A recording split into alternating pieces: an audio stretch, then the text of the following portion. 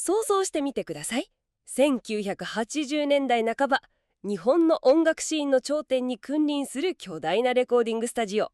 ええ。そこには何千万円もする海外製の巨大なシンセサイザーが壁のようにそびえ立っています。しかし、その部屋の中央でトップミュージシャンたちが自身のサウンドの核として向き合っていたのは、電卓やデジタル時計で知られるメーカーが作り上げたプラスチック製のキーボードだったのです。そうですね。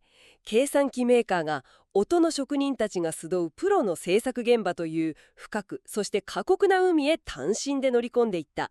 まさに痛快であり、同時に非常に得意な歴史の転換点だと言えます。もしリスナーのあなたがこの電子音楽機材の探求をいつも聞いてくださっているなら、私たちが以前お話しした異端のシンセサイザー CZ101 の物語を覚えているかもしれません。ええ。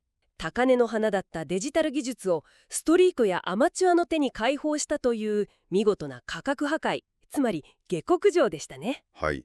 今回はその続編となります。カシオはそこからどうやって気難しいプロフェッショナルたちを落とそうとしたのでしょうか。彼らが武器としたのは、その CZ101 と同じ PD 音源の血統をまっすぐに受け継いだ2つの巨大な名機でした。CZ5000 とフラッグシップモデルである CZ1 です。なるほど。本日は計算機という純粋な論理の世界に生きる技術者たちが人間の感情という極めて曖昧でアナログな領域にどう挑み、どのような工学的な軌跡を残したのか。ええ、その誠実なる到達点と移り変わる時代の波に翻弄された残酷な結末について深く分析していきましょリスナーの皆さんも現在使っている便利なデジタルツールのルーツを探るつもりで、この深遠な物語にお付き合いいただければと思います。もしこの番組ならではの歴史や技術者のドラマを紐解くスタイルがお好きなら、ぜひチャンネル登録と高評価で応援していただけると嬉しいです。う。さて、1984年末に CZ101 が大ヒットした後、カシオは明らかにプロフェッショナル市場の制圧という次なるフェーズへ移行しました。ここから1986年にかけての彼らの動きは、ただ新製品を出したというレベルではなく、まるで軍隊が怒涛の勢いで陣形を広げるような展開でしたよね。まさにその通りです。カシオはプロが使うあらゆるシチュエーションを想定し、それぞれに特化したモデルを次々と投下していきました。具体的にはどのようなラインナップだったのでしょうか？まずは1985年ですね。CZ101 の心臓部をそのままに、本格的な両手弾きができる標準鍵盤へと拡張した CZ1000 を投入します。なるほど。これはミニ鍵盤では難しかったライブステージでの実用性を狙ったものですね。はい。その後も純粋な鍵盤楽器としてステレオコーラスを追加した CZ3000。さらには PCM ドラムとスピーカーを内蔵した異端児 CZ230S など、怒涛のラインナップ拡充を図ります。わずか 1、2年の間にそれだけの種類を出すなんて、まさに計算機メーカーらしい恐ろしい開発スピードです。ええ。ただ、当時のクリエイターの環境を一番劇的に変えたのは、その中でも CZ5000 だったという記録が残っていますよね。本体にシーケンサーが内蔵されているだけで、そこまで熱狂されるものなんですか？それを紐解くには、当時の MIDI 黎明期のスタジオがどれほど過酷だったかを想像していただく必要があります。過酷ですか？ええ。当時、複数の機材を同期させる MIDI という通信規格が普及し始めたばかりでした。当時のスタジオでは、シーケンサー、ドラムマシン、シンセサイザーと、それぞれ独立した機材を MIDI ケーブルでつないで同期させていたんです。はいはい。床には、機材同士をつなぐ太くて黒いケーブルが何十本も這い回り、まさにスパゲティ状態でした。足の踏み場もないし、どこに何の信号が送られているのか見た目では全くわからない状態ですね。物理的な混沌だけではありません。マスターとなる機械がテンポの信号を送り、他の機械がそれに追従するわけですが、データ量が多すぎると通信が遅延してリズムがもたるんです。リズムがずれてしまうんですね。そうです。さらに設定を一つ間違えれば、通信データが渋滞を起こして機械がフリーズし、突如ピーッと異音が鳴り響く。当時の音楽制作はシステムのエラーと戦う戦場だったと言えます。いろいろな機材をつなげて壮大なことができるようになった反面、システム全体が常に崩壊の危機に瀕していたわけだ。ええ、おっしゃる通りです。だからこそ CZ5000 の8トラックのシーケンサー内蔵というスペックが輝くんですね。いろいろな外部機器をケーブルで複雑につないでいた時代に突如現れた初期のスマートフォンのようなものだ。はい。電話もカメラも音楽プレイヤーも全て一台の中で完結するあの安心感ですね。完璧な例えです。CZ5000 という筐体は外部からのケーブルの呪縛を断ち切った完全な密室として機能しました。密室ですか？ええ。パネルのボタンを操作するだけで内部の正確なクロックに同期して重たいベースラインが走り出し、その上でシンセのメロディーが自動で躍動する。分厚い音へ作る2ラインモード時でも8音同時発音が可能だったため、自分の部屋のベッドルームにいながら自分だけの宇宙を構築できるアマチュアの卓録ブームでも熱狂的に支持された最大の理由です。ケーブル地獄から抜け出してベッドルームが自分だけの宇宙になる。卓録ブームの中で支持された理由は痛いほどわかります。はい。でも自動演奏という骨組みは手に入れたとして、シンセサイザーの魂である音色のデザインについてはどうアプローチしたんでしょう。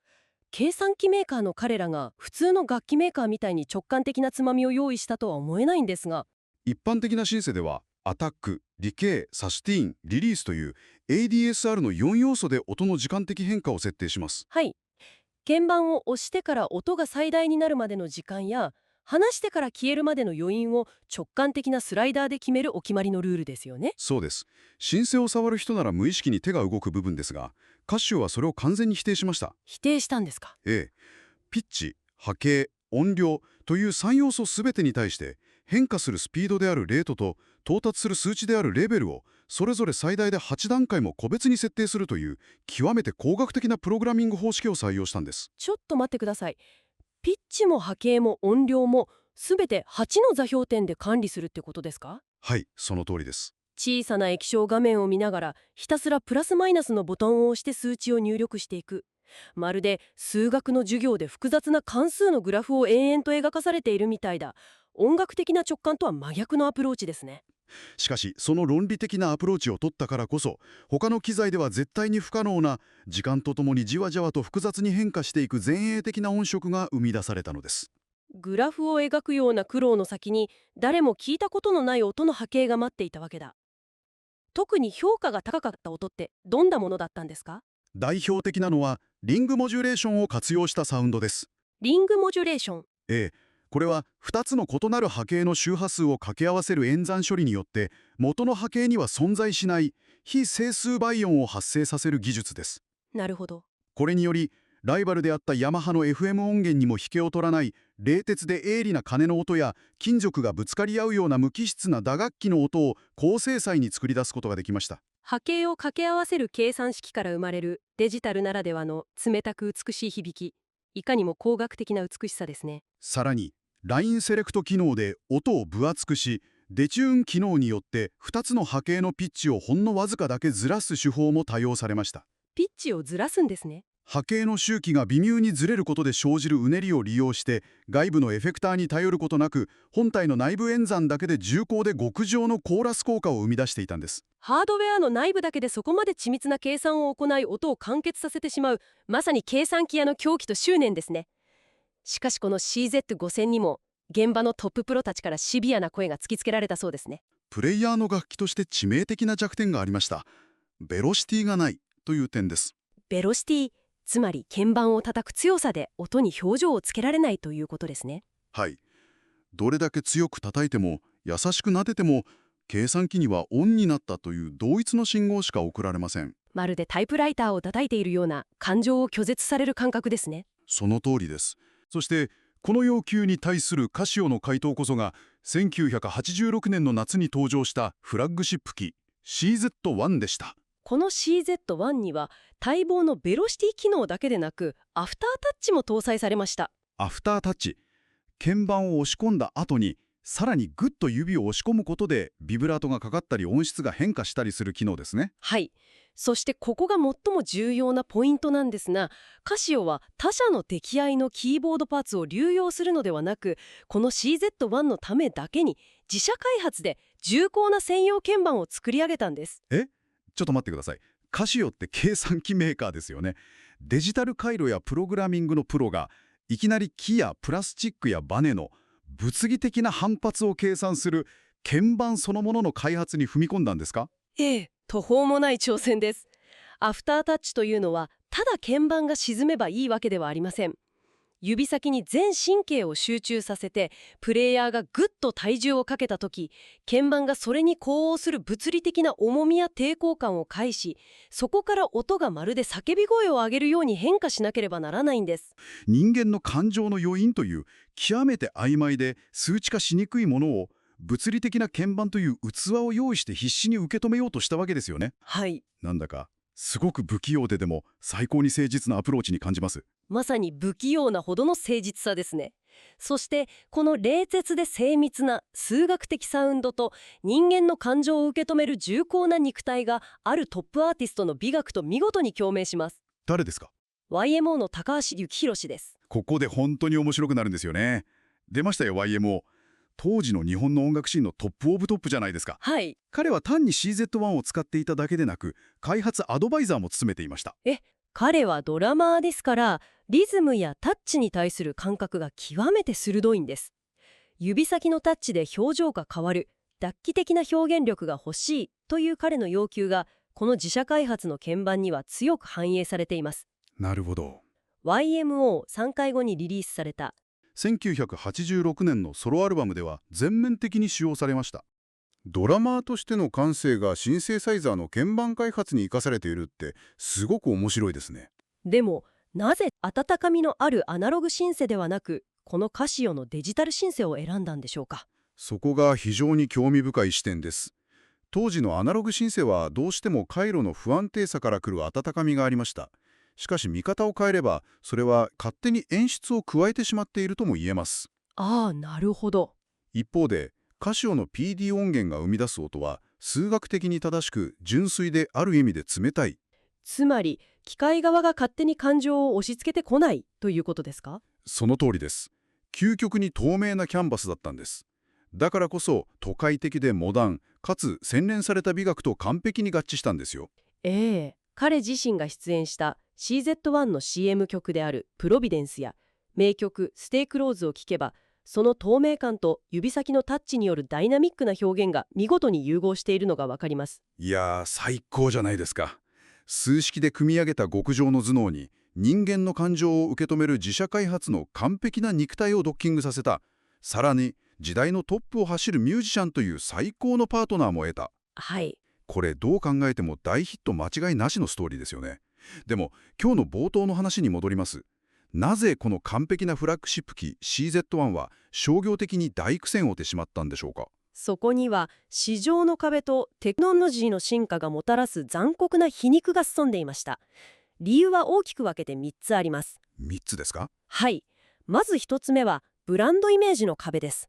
カシオといえば電卓あるいは安価なキーボードというイメージですか。大衆市場を制覇したことが逆にプロ市場では足かせになりました。いくら性能が良くてもメインの機材としてカシオをスタジオの真ん中に置くのはちょっとというプロ特有のプライドの壁を崩すのは至難の業でした。なるほど。彼らが本気で極上の楽器を作ったと業界全体が信じきれなかったんですね。2つ目は強大すぎるライバルと次世代機の足音です。ヤマハの DX7 がすでにプロの現場を完全に制圧しており、さらにローランドの D50 など次のトレンドとなる PCM シンセサイザーの波がすぐそこまで迫っていました。ブランドの壁に強すぎるライバル。でもそれだけなら良い製品であれば時間をかけて評価される余地はありますよね。決定的な3つ目の理由って何だったんですか？それがプロ現場における急速なラックマウント化の波です。ラックマウント化、つまり機材を冷蔵庫みたいな棚にずらっと積み上げていくスタイルですか？はい。この時期マニピュレーターと呼ばれる音楽をプログラムする専門の職人たちがスタジオの主役になり始めていたんです。何台ものシンセサイザーを一括でコントロールする人たちですね。